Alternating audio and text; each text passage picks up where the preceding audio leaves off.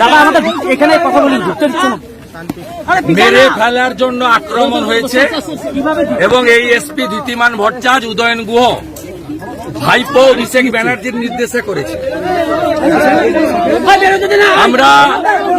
আমরা এর কাছে রিসিভ করিয়েছি বরেন বর্মন, নিখিল রঞ্জন দে এবং সুশীল বর্মনের উপর যে হামলা তার সিডিও জমা দিয়েছি আর রিসিভ করিয়েছি। আমরা বসিনি ওর কাছে, ওকে বলেছি কোর্টে দেখা হবে, কারণ আজকে এখানে এসেছি জলপাইগুড়ি সার্কিট বেঞ্চের অনারেবল জাস্টিস সম্মানীয় সৌগত ভট্টাচার্য মহোদয়ের অর্ডারে আমরা তার কাছেই যাব।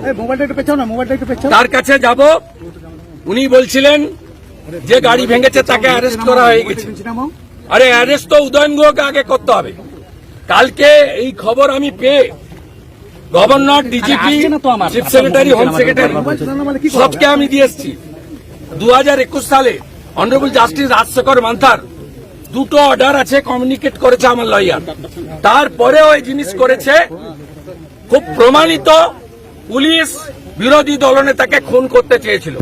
খুনের মামলার প্রত্যক্ষ আসামি যদি উদয়ন গুহ হয়, পরোক্ষ আসামির নাম ধৃতিমান ভট্টাচার্য, প্রমোটি IPS।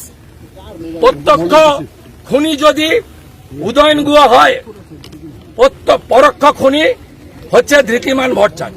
এই খুনির সঙ্গে ধৃতিমান ভট্টাচার্য, এই খুনির সঙ্গে কোর্টেই দেখা হবে।